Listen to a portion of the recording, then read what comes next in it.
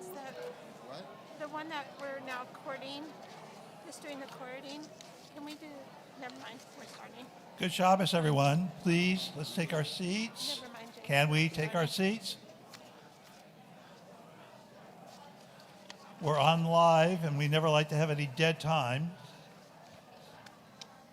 Please.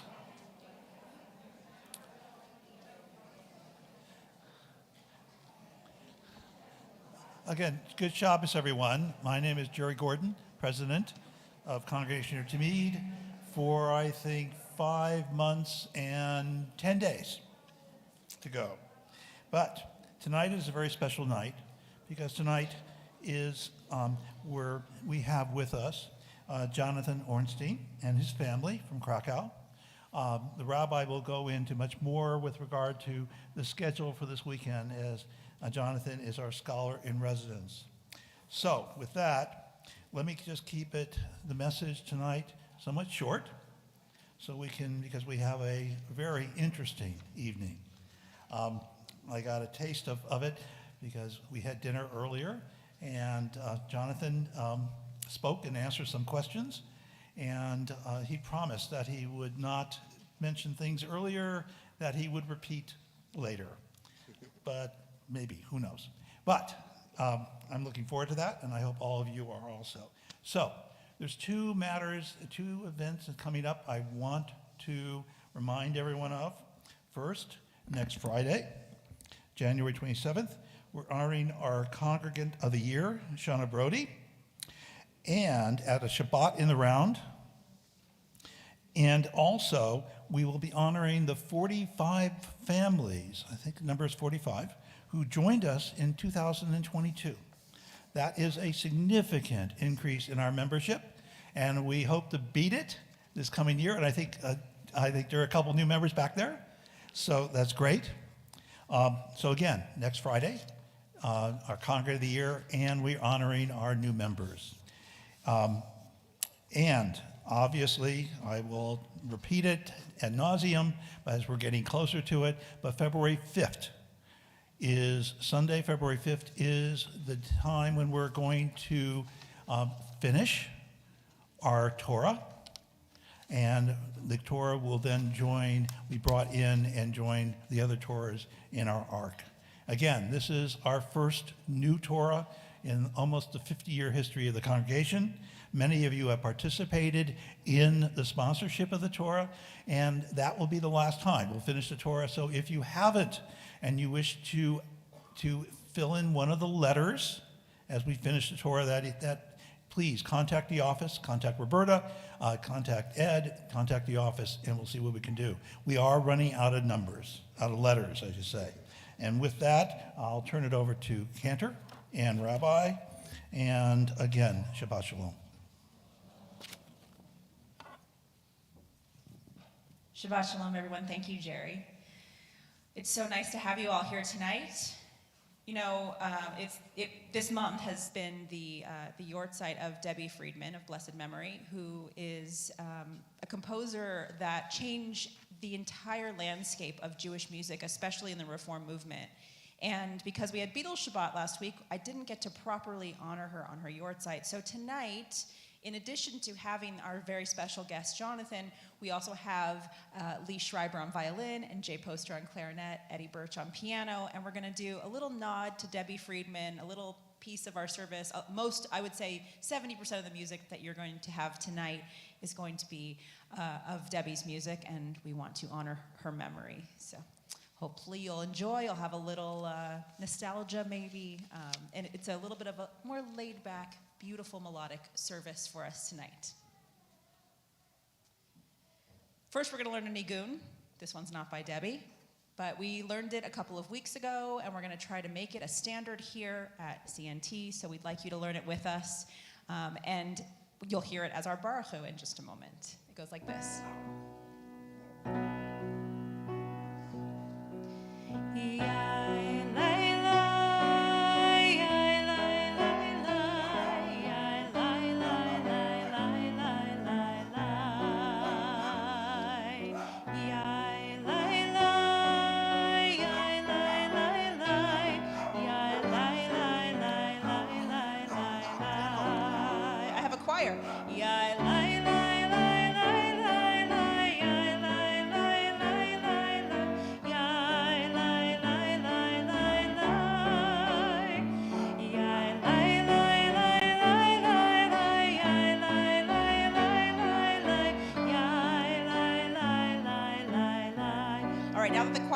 left. You have to be the choir. Here we go.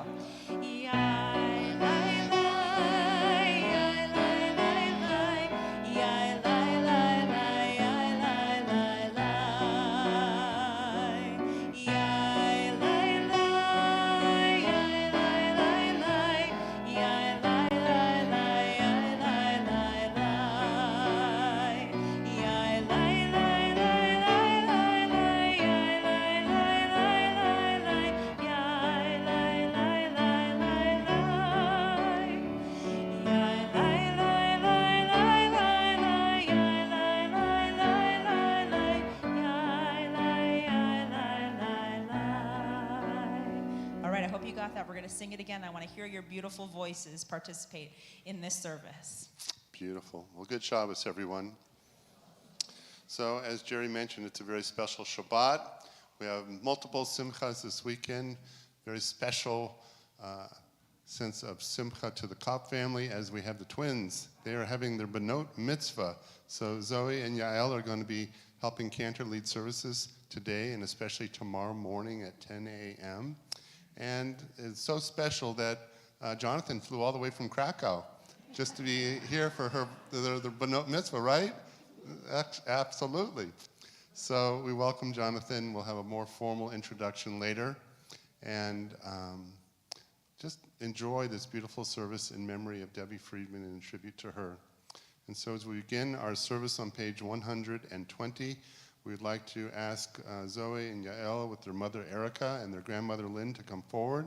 And Sister Noah. And Sister Noah. And as the Scholar in Residence Weekend is sponsored by Linda Alterwitz, a Mizrahi, and her family, we'd like to invite Linda as well.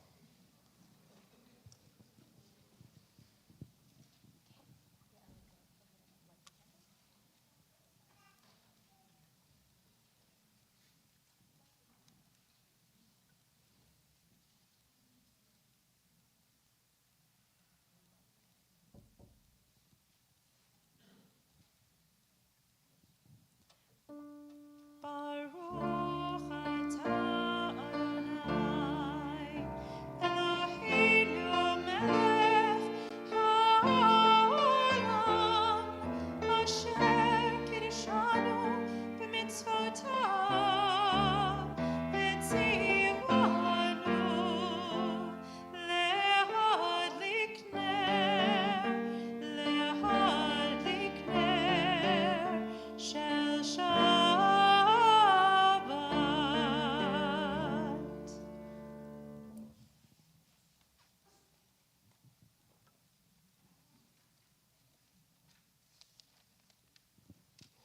Page 124. We enter this sanctuary to welcome Shabbat, for within these walls we sit surrounded by numberless generations. Our ancestors built the synagogue as a visible sign of God's presence in their midst. Throughout our long history and our endless wanderings, it has endured, a beacon of truth, love, and justice for all humanity. Its presence guided our ancestors to lives of righteousness, holding up to them a vision of their truest selves. Together, now we, in our turn, come into this sanctuary to affirm the sacredness of our lives. May we enter this place in peace. May holiness wrap around us as we cross its threshold. Weariness, doubt, the flaws within our human hearts, the harshness of the weak, let these drop away at the door. In the brightness of Shabbat, let peace settle upon us as we lift our hearts in prayer. We turn to page 142 to welcome the Shabbat angels with the final piece that was ever published by Debbie Friedman.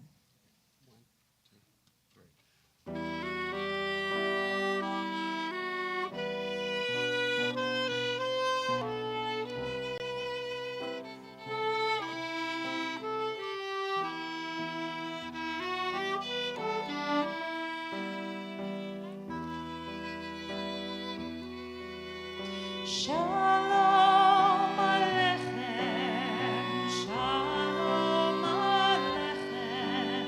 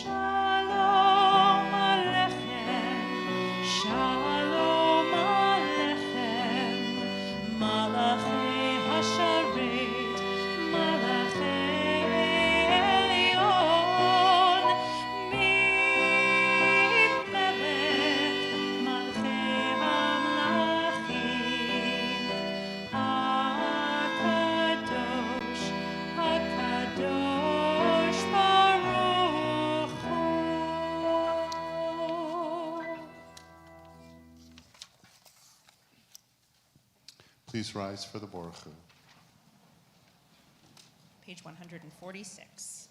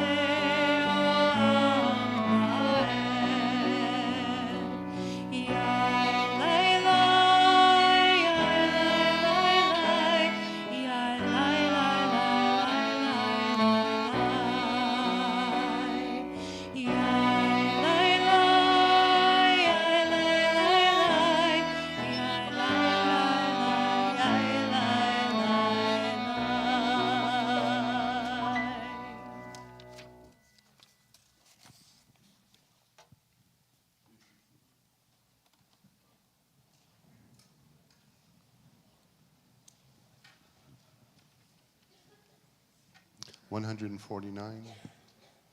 Praise to you, Adonai, our God, from whom the evening flows. Your wisdom sets the way on which time and seasons glide. Your breath guides the sail of the stars, creator of the tide of time and light. You guide the current of day into night. As heaven spans to infinity, you set its course for eternity. Praise to you, Adonai, our God, from whom the evening flows. Baruch atah Adonai Hamari Varavim. As you taught Torah to those whose names I bear, teach me Torah too. Its mystery beckons, yet I struggle with its truth. You meant Torah for me. Did you mean the struggle for me too? Don't let me struggle alone. Help me to understand, to be wise, to listen, to know. Lead me into the mystery. We are now enwrapped in the theme of love as we begin our Shema.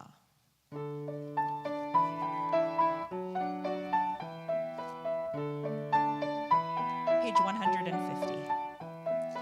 Ahavat olam, Beit Yisrael, Amcha ahavta, Amcha ahavta.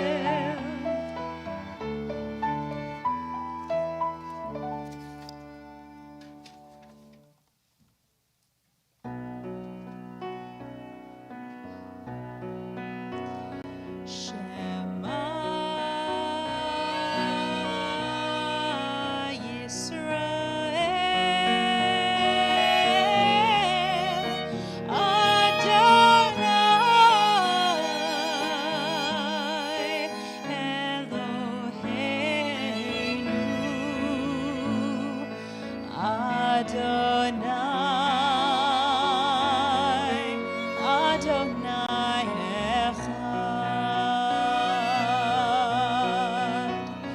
Baruch Shem Kevod, Shem Kevod, Malechuto Leolam, Leolam Vaed.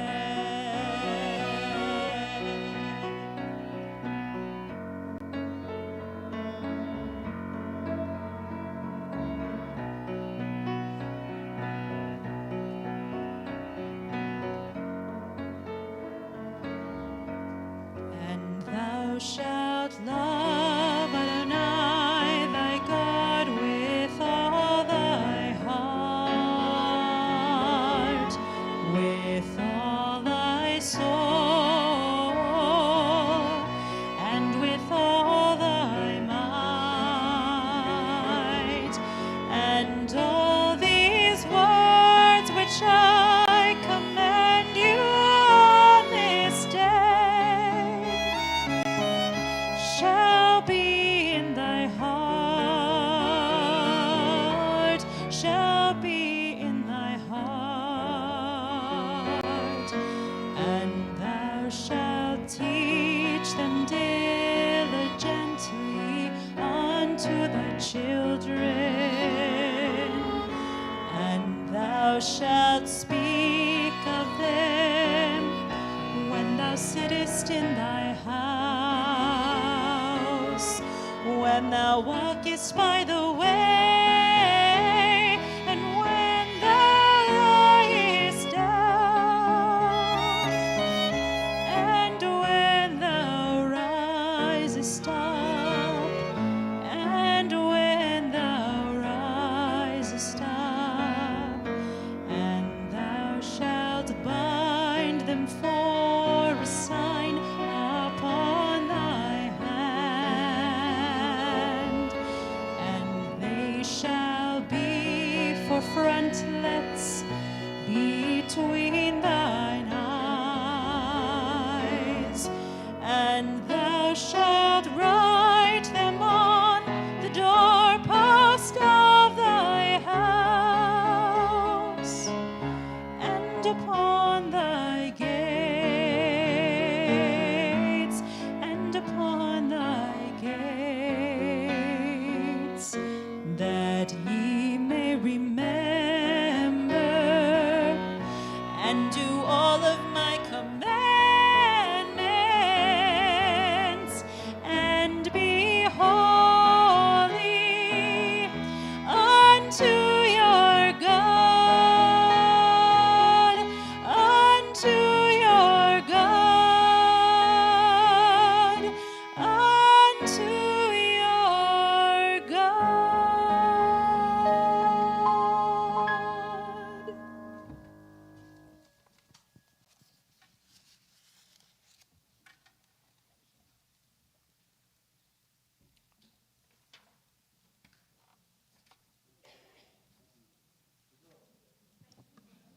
Dell wants another bar mitzvah. I know. We've already had two of them already, Dell. Yeah, that's it, that's it. Girls, here you go, right here. Just this little paragraph. 157.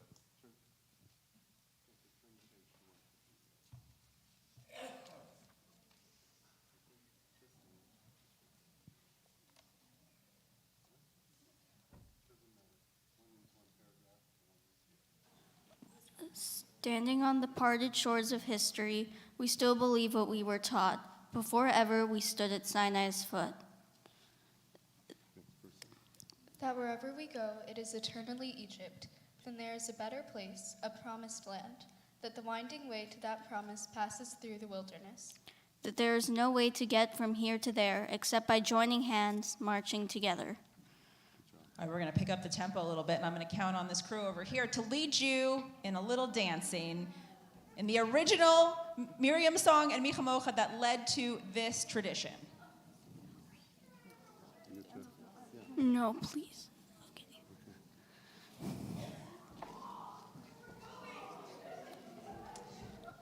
Still a prayer service.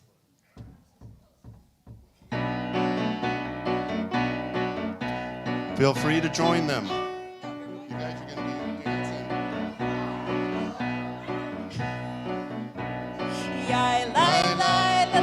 Let's have a little clapping.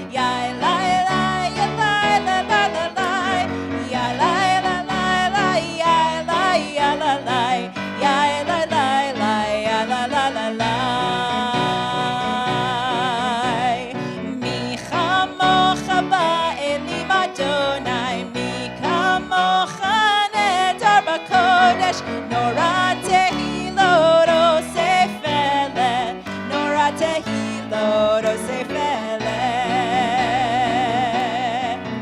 Malechotecha rovanecha, bukeyam lifnei Moshe Miriam, ze'elianu ve'amru, Ze'elianu ve'amru, Adonai yimloch le'olam va'ed, Adonai yimloch le'olam va'ed.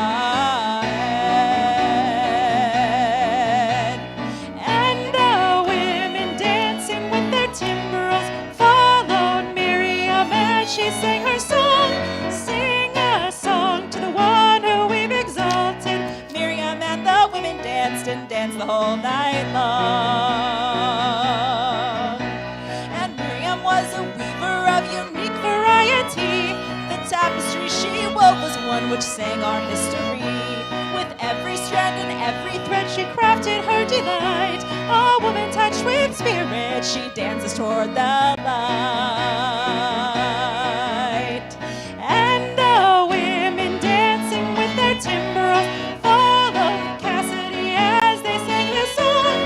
Sing a song to the one who we've exalted. Miriam and the women danced and danced the whole night long.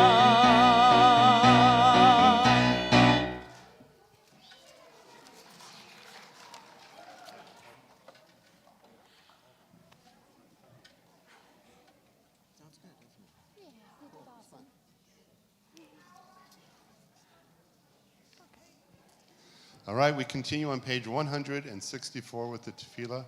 With the congregation, please rise. We're not. We're not playing this, right? Yes, we are. Sorry. Test it the first time. You Okay. come in the second and third.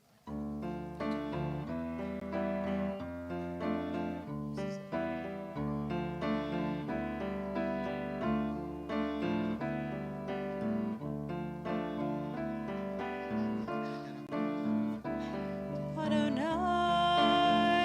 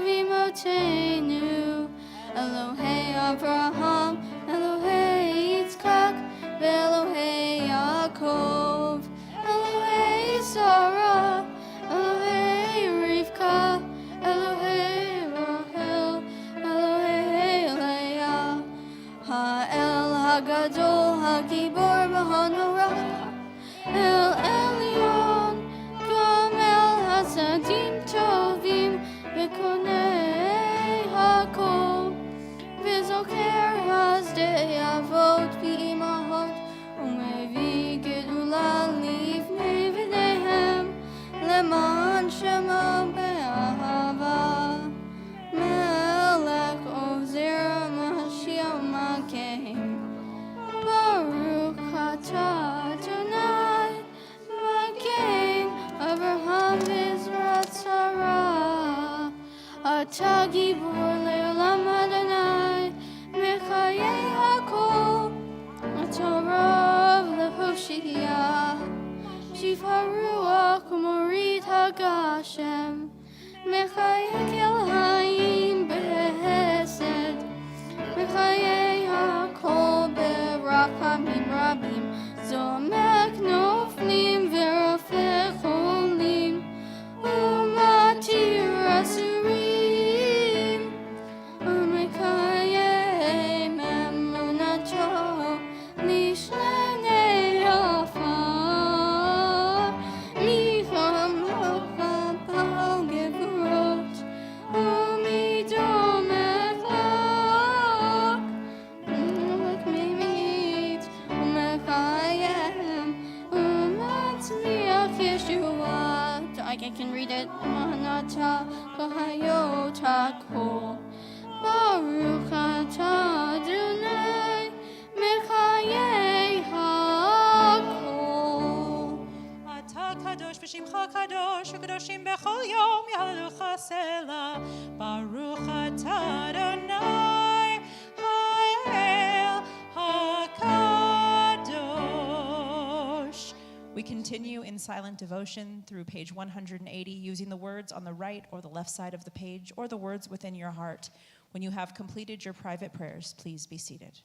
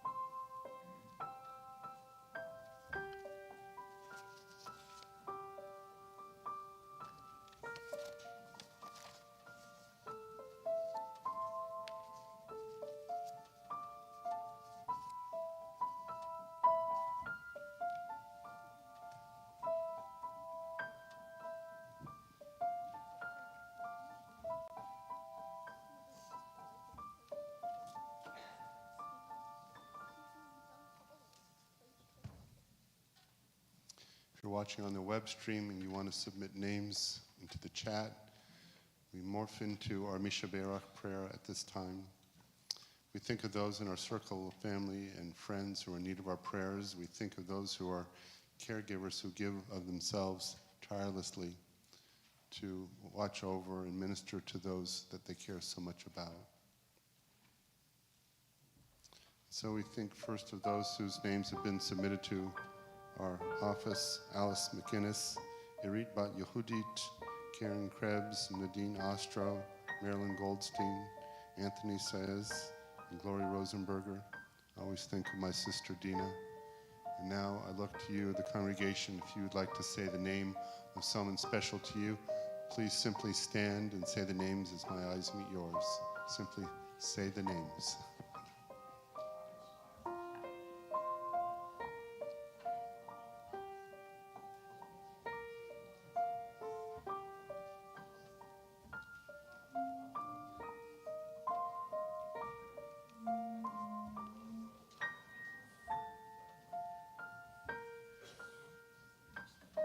Simply say the names, please.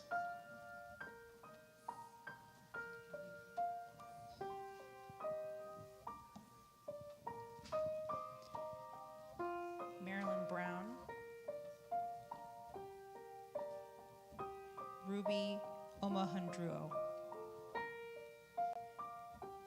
As we think of all these, so many who touch our lives, if you're comfortable, please stand. If you want to, sway with your neighbors. Rodriguez, Vincent Rodriguez. We join together in our Misha Beirach prayer. Avotenu mikor habracha leimotenu. May the source of strength, who bless the ones before us, help us find the courage to make our lives a blessing, and let us say Amen.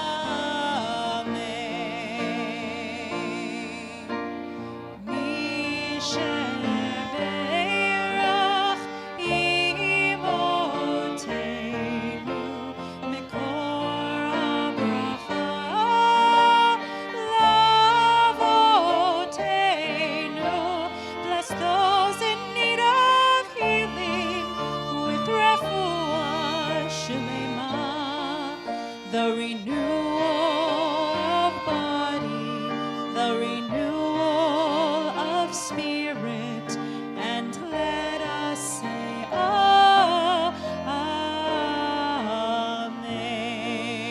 Amen. We remain standing.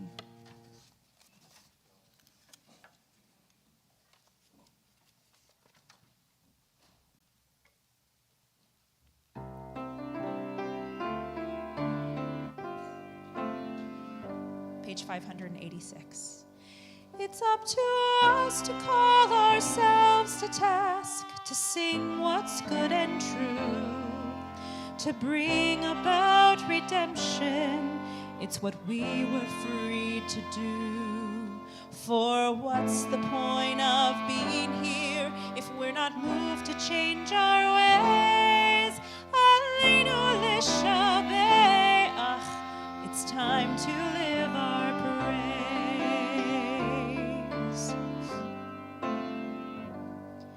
We are carrying the stories of the ones who came before. What stories will be told of us when we are here no more? We commit ourselves to action. It brings meaning to our days. Aleinu lishabeach. It's time to live our praise. It's up to us to own the vision.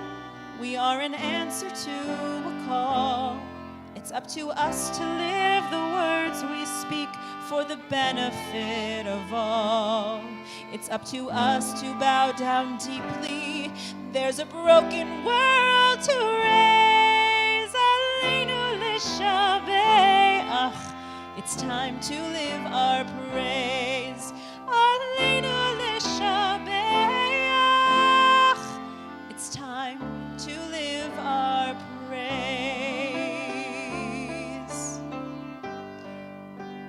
Vanachnu korim umishtachavim umodim lifnei melech malchei hamlachim hakadosh baruch hu.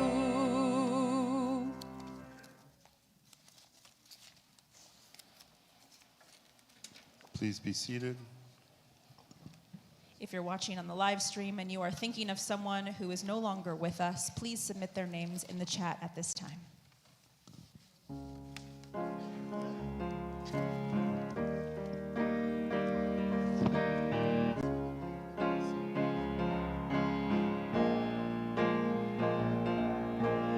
Those who sow in tears will reap in joy, will reap in joy. Those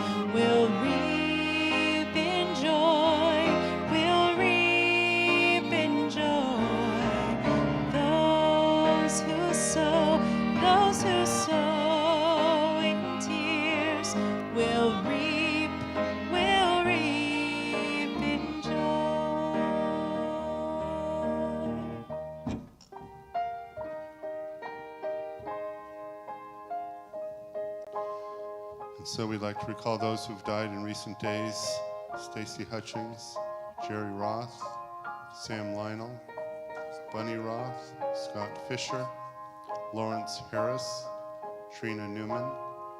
We recall the Yortsites of Aryeh Bareket, Lois Berman, Abby Braun, Walter Breen, Fern Chenin, Larry Copeland, Esther Corbin, Eli Davis, Sophie Doctors Hooker, Betty Edelman Brandes, Alfred Moses Gersler, Angie Jean Caspro, Harry Glasser, Elaine Horelick, Ray Israel, Sybil Jacobson, Henry Lander, Harold Lerner, Eva Lee, Natalie Marcus, Robert Marcus, Edwin Malinsky, Harvey Moody, William Moonen, Joanne Mullen, Gloria Parker, Samuel Pearson, Marvin Roman, Rose Rubin, Heather Santer, Miriam Scheinwald, Frank Schwartz, Abraham Schwartz, Lorraine Schwartz, Sally Shapiro, Betty Silber, Karen Skier, Hal Waldman, Ida Willen, Lena Wilton.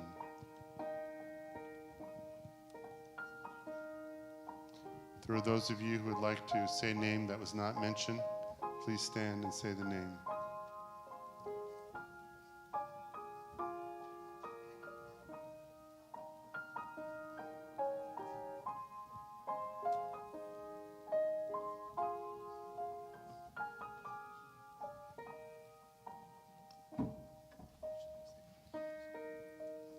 Joel Katz, Martin Coffiner, Tracy Coffiner, Stephen Cohen, Seth Horowitz.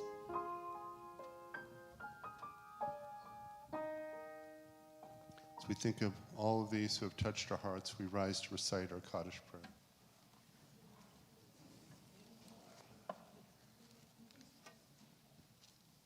Together, Yitkadal v'yitkadash shemei rabbah, v'yalma divrach hirutei v'yamlich malchutei, b'chayachon v'yomechon v'chayei dechol beit Yisrael, b'agalav b'zman kariv v'imru amen.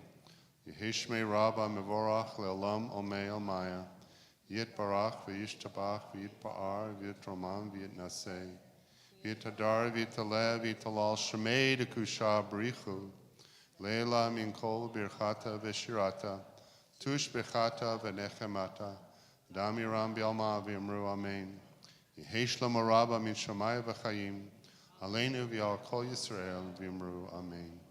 Ose shalom b'imramav, hu ya'aseh shalom, aleinu v'yal kol Yisrael v'imru amen. May the one who creates harmony on high bring peace to us, to all Israel, to which we say, amen. Those who sow in tears will reap in joy.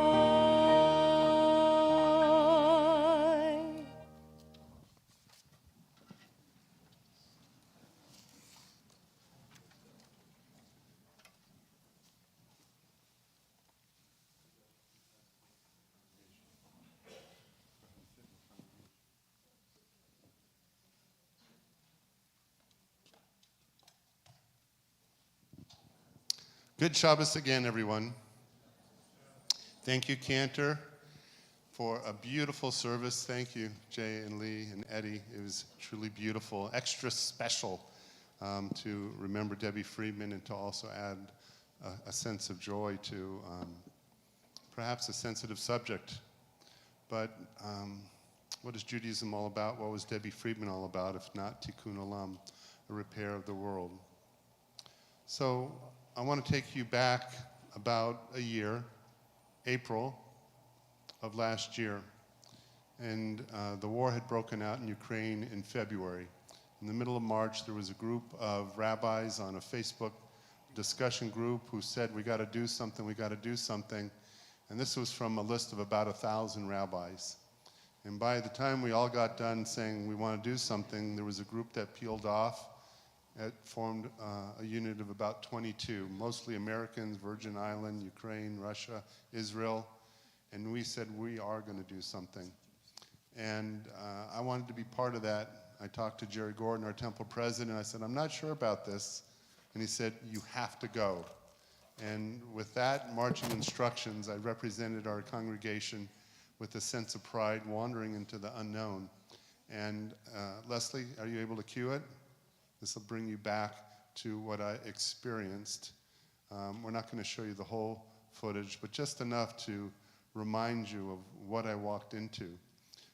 This group of 22 rabbis, one was tasked to form a partnership with someone in Poland, which was absorbing refugees in Ukraine, and that person was Jonathan Ornstein.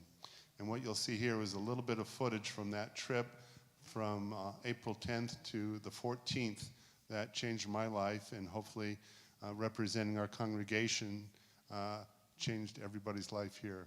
So let's take a look. And I know you like to see me speechless.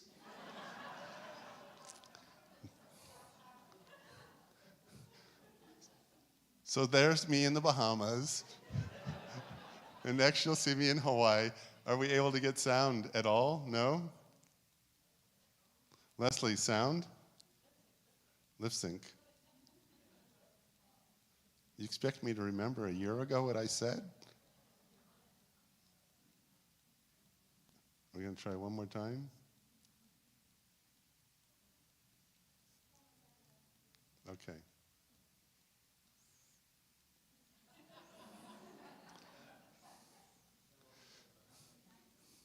A pizza with onions and mushrooms and no pepperoni? Yeah, I'm singing. That's right. I do look very serious. Alex, no way to get the sound? None at all? All right. I'll stop teasing myself and we'll just look at the video footage. Here we are in one of the centers of the JCC where we brought 2 tons worth of supplies and we're busy sorting them.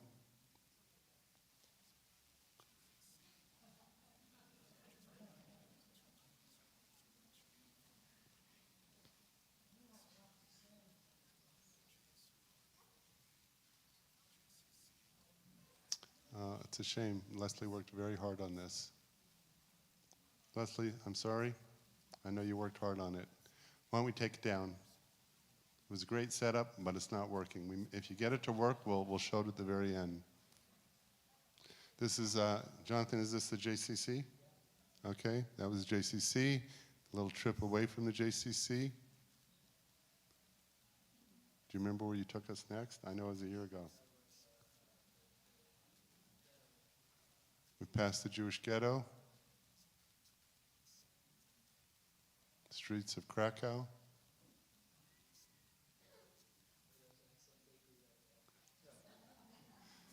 Now we're in one of the centers where they collected all kinds of supplies, a repurposed shopping center, I believe.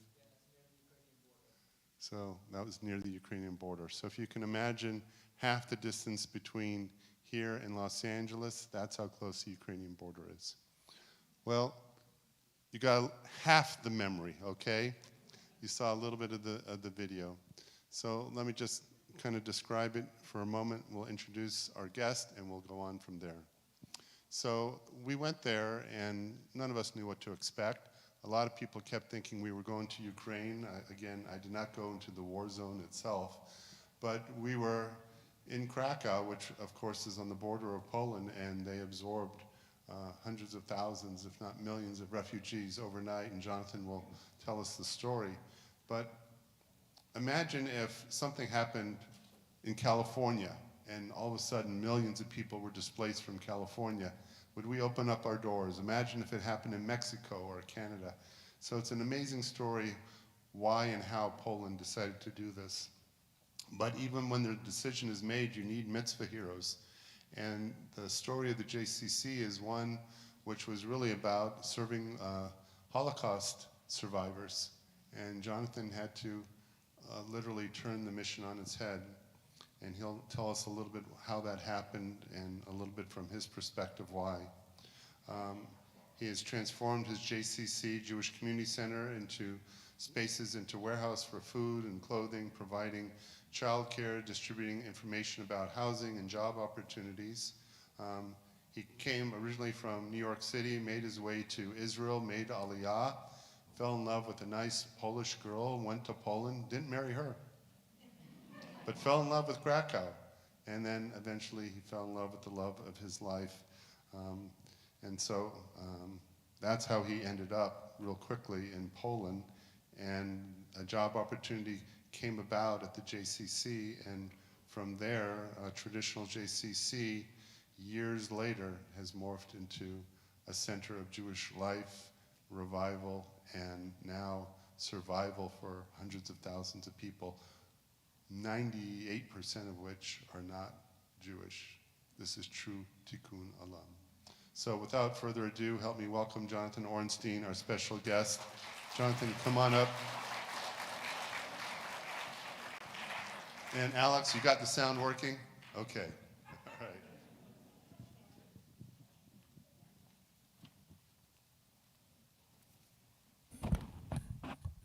Yeah, I love the rabbi, but you gave away like a lot of my story, but it's okay. I forgive you, Rabbi. Shabbat Shalom. What an honor to be here. You have an amazing community, beautiful facility, and a lovely group of people that I've met so far, and I hope to meet many of you over the weekend.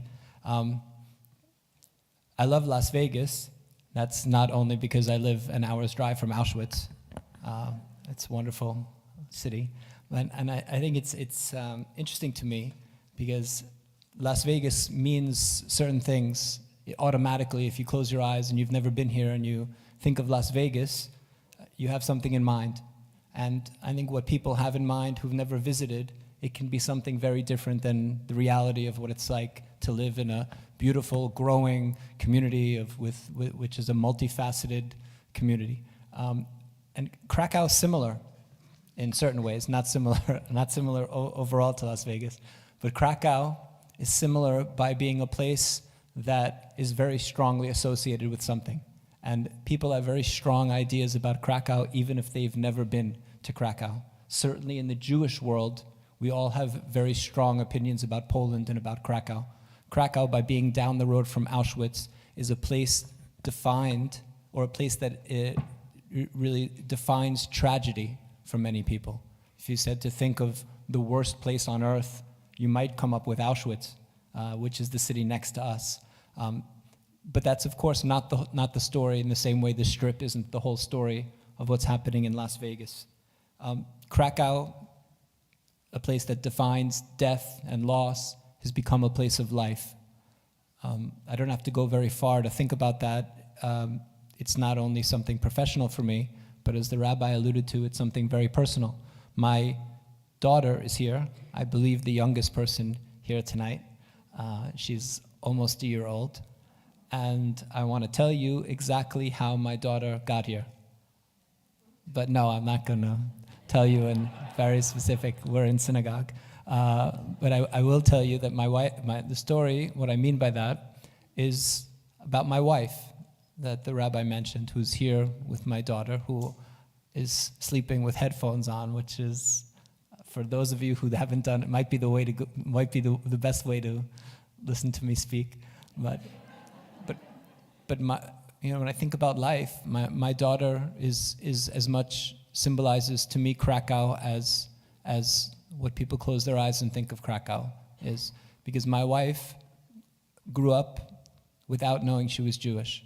And my wife, in her 20s, so only a couple of years ago, found out that she was Jewish. She grew up in Poland, Krakow, no idea, not that she was very Catholic or any other religion. I mean, just didn't think too much about it, but had no idea she was Jewish, and came to a Hanukkah party at the JCC, where she met a certain humble, modest New Yorker, and they got along very, very well.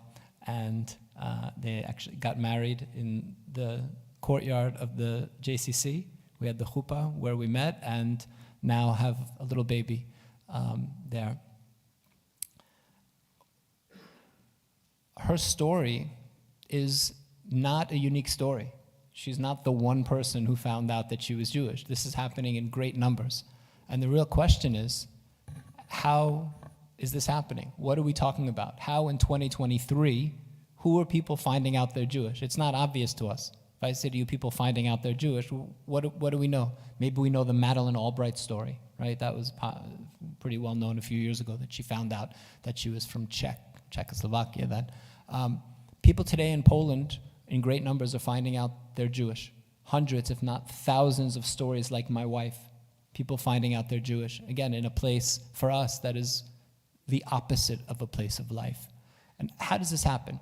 Poland, how many of you know that Poland was a place with a lot of Jews for a long time? Do we know this? It's very good already. Some people like Poland, it's a place where Jews died. Well, yes. Poland, but before that, Poland was a place of Jewish life. Poland was a place of Jewish life for 1,000 years. 300 years ago, 75% of the world's Jews were living in Poland. Slightly different borders, but Poland. That's 3 out of every 4 Jews on the planet, right? That's almost, not quite, almost like the United States and Israel together today is what Poland was for the Jewish world. Not all good times, of course, but not all bad times. Poland, in 1939, on the eve of World War II, was 10% Jewish. It's very Jewish. United States today, 2% Jewish. 10%. Cities like Warsaw, the capital, a third Jewish. Krakow, where we live, 25% Jewish. Cities in the east of Poland, 50% Jewish. Outside of Israel, there are no big cities on the planet today as Jewish as these cities in Poland were before the war. 60% of the lawyers and 40% of the doctors in Poland in 1939 were Jewish. Why do I tell you this? Because we often have a picture of Jews in Poland as being completely separate. Sure, the Jews were living in Poland, but they were only in small shtetls and they were disconnected from Polish life. No, the middle class of Poland was overwhelmingly Jewish leading into World War II. 1939, September 1st, the Germans invade from one side. September 17th, the Soviet Union invades from the other side. And by 1945, World War II has taken place, as has the Holocaust. And over 6 million Jews have been murdered in Europe. Half of those were Polish Jews. Over half of the victims of the Holocaust were Polish Jews. 90% of Polish Jewry was murdered. 90% of Krakow, my city, 90% of the Jews were murdered. 9 out of every 10 Jews murdered. We know there were survivors. They came here. They came to the United States all over. They went to South America. They went to Palestine, which became Israel. They went to Europe, wherever they could go, Australia. Survivors went wherever they could go. And for us, for Jews, that's usually the end of the story of Polish Jewry. We know their Jews were lived there. We know where they were killed there. Some were lucky to survive. The survivors left. Poland is a place of the past. Not quite. Not all the survivors left.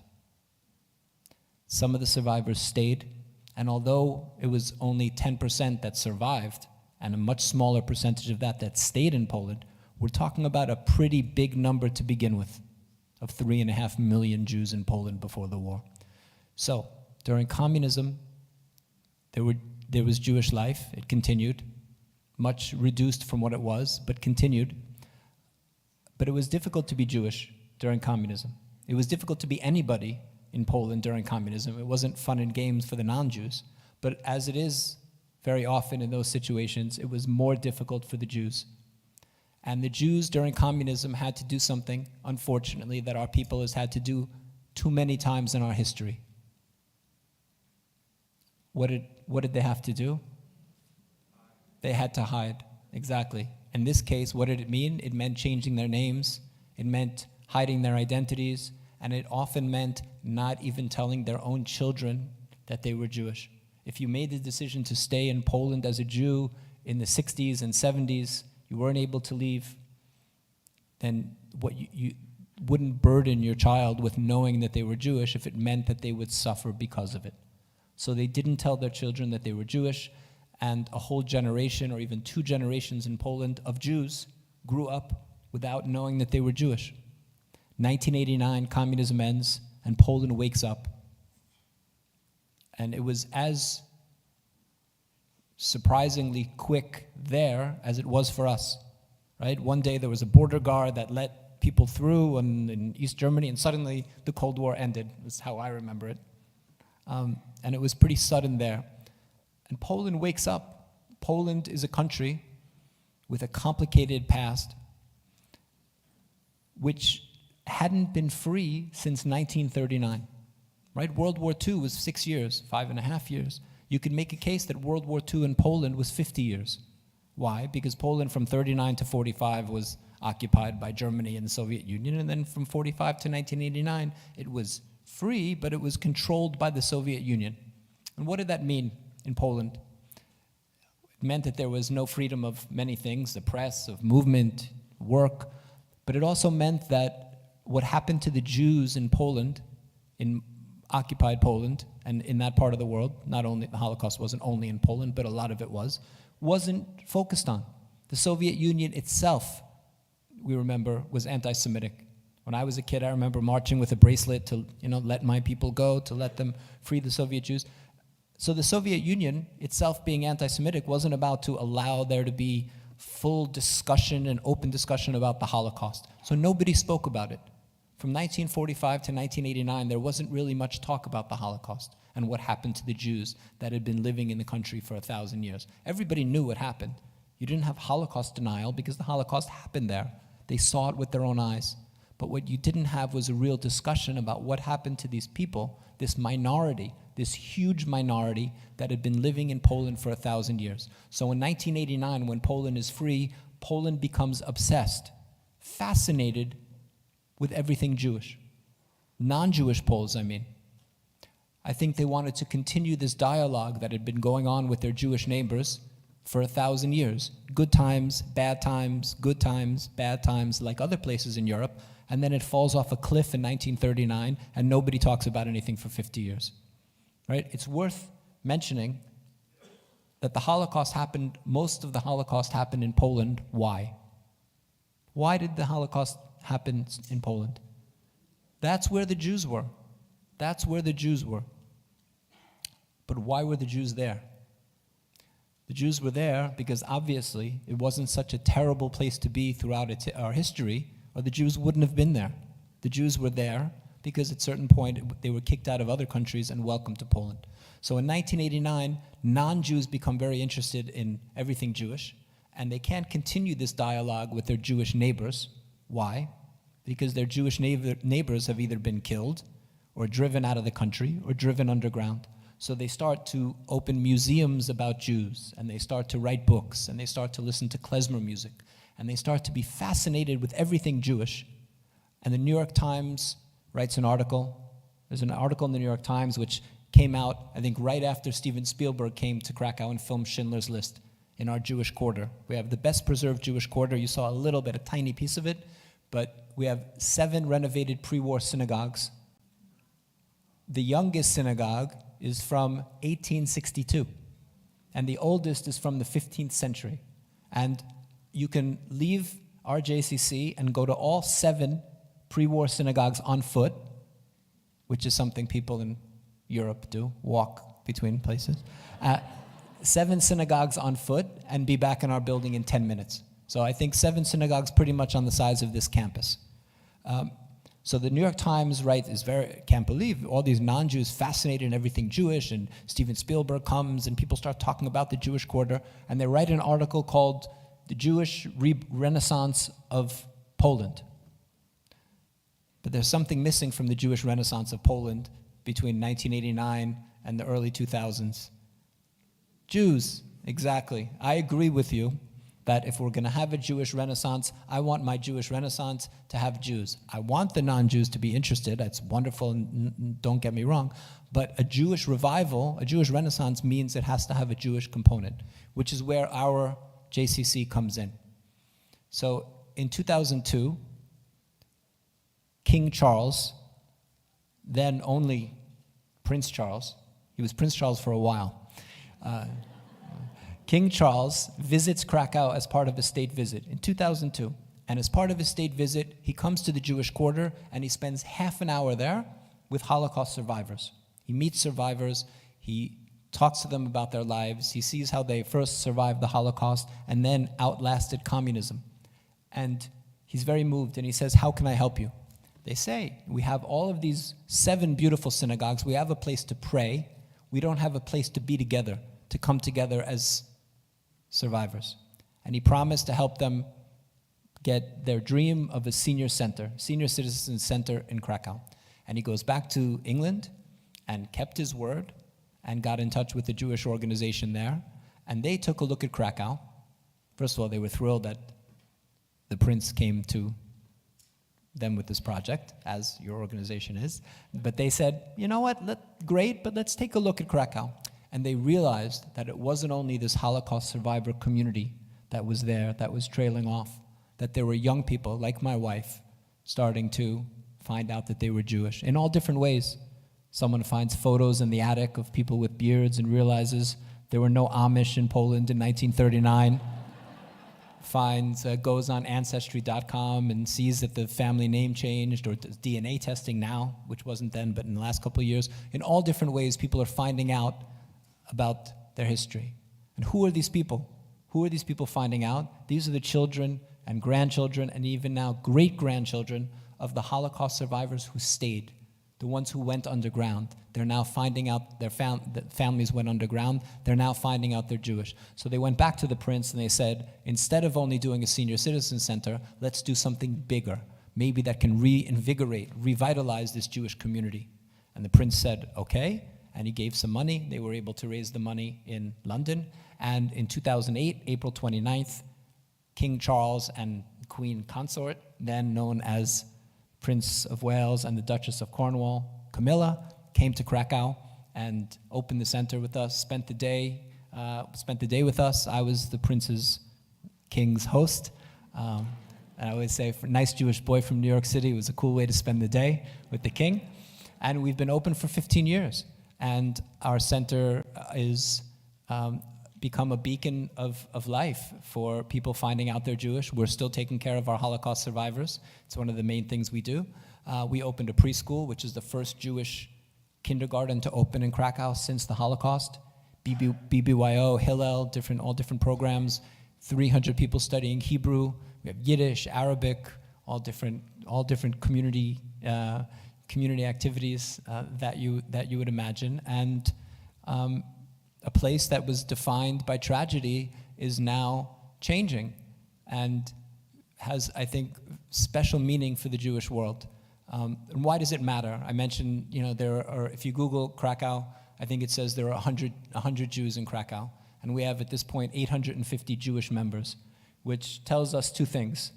One, it tells us that we're doing a good job reaching our community, since we've reached 8.5 times the amount of Jews in our community. And it also tells us that the numbers are nonsense, that you can't know how many Jews are in a place when Jewish life has been driven underground and only now reemerging. We live in a time of increased anti-Semitism. I don't need to tell you, here in the United States, a place that we thought Jewish life was only going in one direction. And in many ways, it is going in that direction. But we live in a time where it's less safe to be Jewish in the United States in many places, which is something shocking. Shocking. There are many enemies of the Jewish people around the world. And what a powerful message to our enemies that Jewish life can thrive not only in Henderson and in Miami Beach and in Los Angeles and in Tel Aviv and in Buenos Aires, but Jewish life can thrive in Krakow, an hour's drive from Auschwitz, a place where Jews and non-Jews are now working together, hand in hand, to rebuild Jewish life. I think it's a very, very powerful message to those who wish harm to the Jewish people. But more importantly, more important than the message it sends others of how strong and resilient the Jewish people are, it reminds us. It reminds us how powerful and strong, how resilient and strong the Jewish people are, right?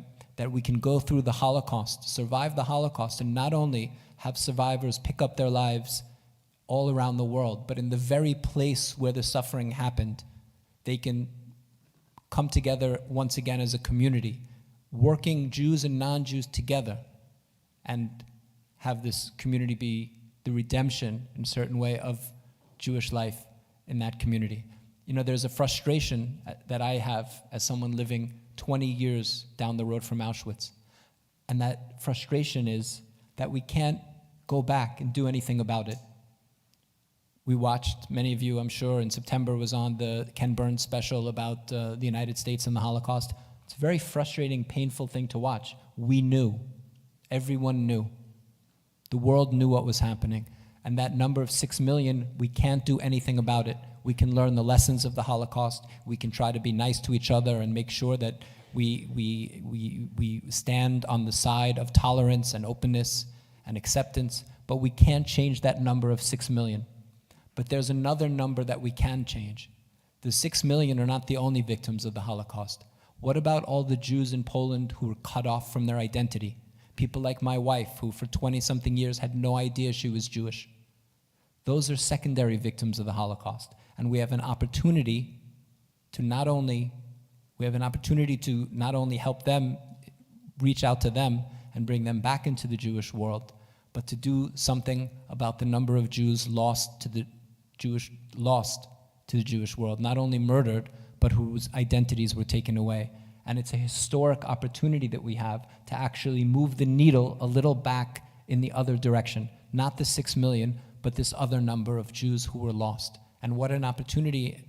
I think that, in my opinion, there's very little daylight between opportunity and responsibility. And that's where I might have ended my speech had I been here on February 23rd, 2022. But on February 24th, 2022, something happened that changed the world and changed our world acutely in Krakow, which was Russia invaded Ukraine. We made a few decisions that day that are still guiding us, shockingly to me, and to many of you, I'm sure, almost a year later. We thought this would last for a few days. I remember the first day when this happened, I told somebody quickly, go make a sign saying welcome in Ukrainian. And they were like, oh, we can do it after the weekend. The war started on Thursday. I said, no, it has to be right away because maybe, there'll be already people here and everything might be over in a few days and we want them to feel welcome right away. So we put up a sign saying welcome over our gate in Ukrainian in blue and yellow, the colors that we all know so well. How many of you knew the colors to the Ukrainian flag before February 24th? Yeah, not that many of us did. That was the first thing. The second decision we made in Krakow, 2.5-hour drive from the border, we decided that we were going to do all we could to help Ukraine. Not what we could afford, not what was comfortable for us, not what we knew how to do. We understood there was a looming humanitarian crisis, and we, the Jewish community in Krakow, was going to go all in and do what we could. And the third decision, which guides us still, was we were going to help Jews and non-Jews equally.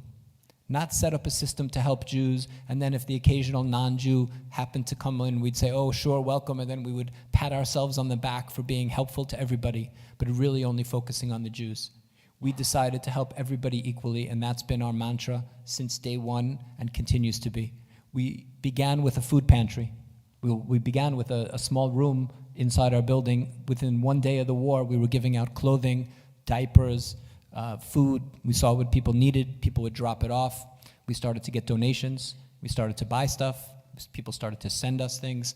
And soon we were feeding hundreds of people a day. That number now is about 500 people a day that come into our free pantry to take whatever they need. Poland has had millions of refugees pass through. At this point, in a country of 38 million, there are about 3 million refugees living in Poland. Krakow has about 100,000 in a city of 750,000, 15% of the population. We were helping, almost all of these people are women and children. Men between 18 and 60 can't leave, so it's all women and children. We were helping feed them, and we said, wait, this is great that we're feeding them, but where are they living? Where do they live? So we realized that we had to help them with housing. Now we're housing between 400 and 500 people a night in Krakow, in hotels, in apartments, in a facility outside of Krakow, an underused palace that we've rented, and that number has been steady since February. We're open 7 days a week. The shop doesn't close. I keep it Shabbat. Yom Kippur, I kept it open because the need is there. We were housing and feeding people, and we realized, wait, we started to learn their stories. Women that have gone through terrible, terrible trauma, some sexual violence, terrible things. So we started to provide them with psychological counseling. We started to provide them with job training when the war was continuing, and some of them to help them integrate them into society. We started to teach them Polish, to teach them English. We set up a daycare, legal support. But when I say we, I don't really mean only we. I mean you. Your community, through your generosity, has allowed us to help, and this number is still growing, 190,000 Ukrainian refugees so far, 98% of whom are not Jewish. And that number is about 1,000 a day going up that we're supporting. Our center had 35 full-time employees before the war and has 75 now. We've more than doubled in size. The government is lost, can't support these people. If you think of the numbers, are just massive, and the government is overwhelmed and just ill-equipped to be able to handle a humanitarian crisis of this size. There are no refugee camps in Poland. 3 million refugees, 38 million population. It's as if 30 million people would come to the United States in a few months. And the Polish people who live in small apartments, are not a very wealthy society, have managed to integrate 3 million refugees without a refugee camp. This is something phenomenal to understand. And this is the backdrop that we are operating against. I'm going to tell you one story, which to me illustrates very clearly the message that our community has been sending the world. We have a strong survivor community in Krakow. We have 50 survivors that we're taking care of. There's no federation, there's no Jewish Family Services in Krakow, it's us. And the group of child survivors, which is an international organization, has their local branch in Krakow, and they meet the last Saturday of every month. And I'm very involved with the organization. My favorite thing to do, what I never ever miss if I'm in Krakow, is to be at this meeting on the last Saturday of every month at the JCC. And in March, we were meeting, and right across the hall from where they're meeting is this food pantry where these women and children are lined up every day coming in and taking food. I should say, when I come into work in the morning, in front of our gate, there are usually already 40 or 50 women lined up, baby carriages that look like mine, babies that look like mine, women that look just like my wife, standing there, maybe not just like my wife, but get in trouble, standing there waiting to get in. And on that Saturday morning, our Holocaust survivors were meeting literally 20 feet from where all this was happening. And one of them stood up. Her name was Anna. She was a little girl. She was saved. She was in the Warsaw Ghetto. And she was saved by her parents, who had the foresight to smuggle her hand her to somebody and get her out of the ghetto, where she was raised, saved by non-Jews. She always knew she was Jewish, but was saved by non-Jews. And her parents, she never saw her parents again. And she stood up and she pointed across the hall to these little children and women that were with them. And she said, "That was me. That was me 80 years ago. That was us." And she said, she proposed that this child survivor organization of Krakow, the Krakow branch, donate their annual dues, which is, I think, $15, to help Ukraine. And one by one, these elderly hands went up, and they voted unanimously to donate their annual dues to support the Ukrainians across the hall that were in need. The number 6 million is a difficult number. Why is it so high? Why was Hitler so successful in what he did? Ultimately, he failed, but he did a lot of damage. Why was the number so high? Why was Hitler able to kill? How was Hitler able to murder 6 million Jews? Well, he was charismatic. This helped. It was wartime. You can get away with things during wartime that you can't during peace. Germans were ruthlessly efficient. They still are very efficient. That number, 6 million, is so high because of indifference. Because the world knew what was happening and nobody was too bothered about it because it was the Jews. And our community, which is at the epicenter of the Holocaust, you couldn't be more in the center of the Holocaust than if you're Krakow, next to Auschwitz. Our community 80 years later is being reborn. And we have a choice as Jews, and as Jews, that a community that has suffered more than most, we have a choice to respond to suffering of others the way that we were responded to. We have a choice to be indifferent the way the world was indifferent, or we can say no. The message of the Holocaust for us isn't to ignore others because we were ignored. The message, even for our Holocaust survivors, the message for them and for us as Jews must be, because we know what suffering is, we must do all we can to try to prevent suffering in others. And I'm very proud that that's what our community is doing today, and I'm so incredibly thankful to be able to come here and thank your wonderful community in person for allowing us to do so much good. Shabbat Shalom.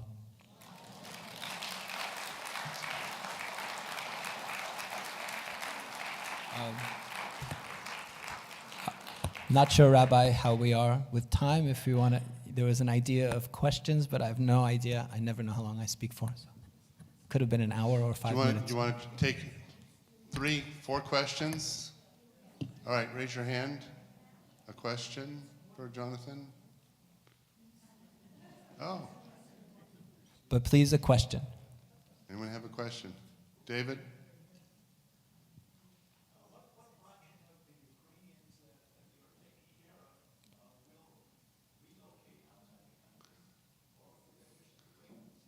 What fractions of the people in Poland will relocate outside the country? So the Ukrainians in Poland want to, they're not coming to the United States in great numbers because they're separated from their families, right? Poland, they can cross the border. So they're waiting for the war to end, as they've been waiting since a few days into the war, and they don't want to move to the United States in great numbers or anywhere else because they're waiting to go back home. Now, for some of them, that's unrealistic. They're from places where their homes have been bombed and will take years for them to be able to go back. But that's the overwhelming sentiment. Poland is, in some ways, they're in a holding pattern in Poland, waiting to go back home to Ukraine. And also, they don't want to move because their husbands, sons, fathers, brothers are in Ukraine still. All right, 2 more questions. That's it. I know it's getting a little late, and we have a great oneg. So between us and the oneg, we have 2 questions. Anyone over here? Jeff. You say that the community, the Jewish community in Krakow has moved to help because, not only because it's the right thing to do, but because of what you went through. How much, in your perception, does the rest of Poland care about what's going on? How active have they been as opposed to those who have been through problems before? Because much of Poland, as you said, is different last time. Yeah, it's been remarkable, Poland. There have been other refugee crises in Poland, even recently on the Belarusian border, and Poland, the government was terrible, and some people, we were involved, and some people were involved, but it wasn't anything like it is now. The Polish people have been remarkable in welcoming the Ukrainians into their homes, into their hearts. Ukrainians have all the rights of Poles. So you can send your kid to school for free. You have, wait for it, Americans, free healthcare. As Ukrainians, you can go work legally. They have every right as a citizen except for voting. So Poland has been remarkable. There's a woman in our community, a single mom who has a 3-bedroom house. She had 30 Ukrainians living in her house with her at the time, and she thinks it's no big deal. And that's, I think, maybe not typical of that amount of people, but Poland has been absolutely remarkable in welcoming Ukrainians across the country. At a certain point early in the war, everybody I knew was somehow involved in helping Ukraine, doing a food drive, having people in their house, doing something. The whole country mobilized. It's a remarkable thing to see. All right, last question. And go, Jack.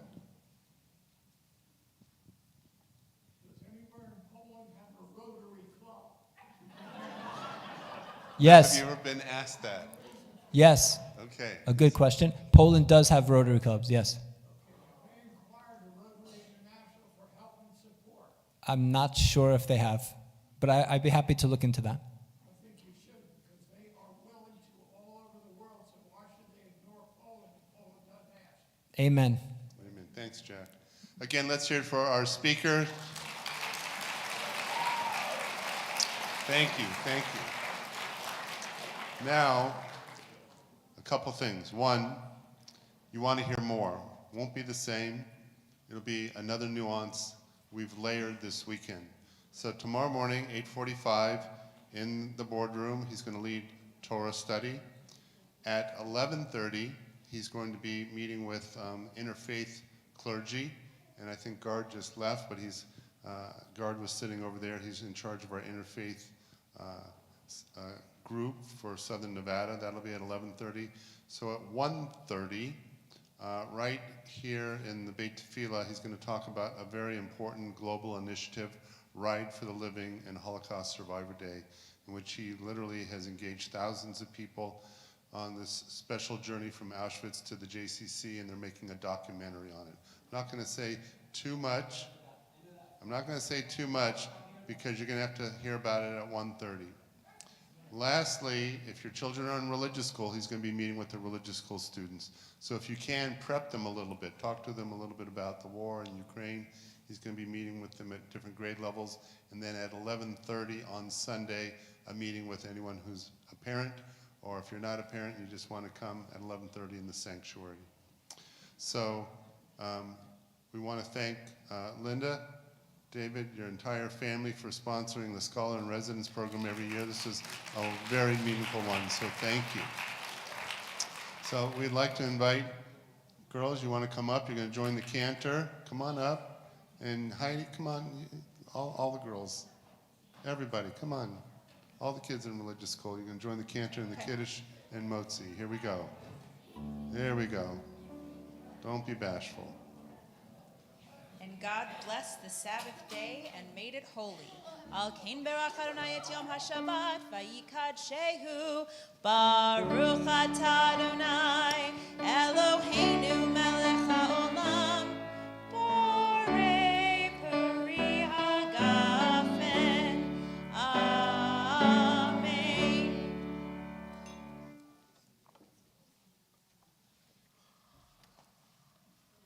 Baruch atah Adonai Eloheinu melech haolam hamotzi lehem min haaretz.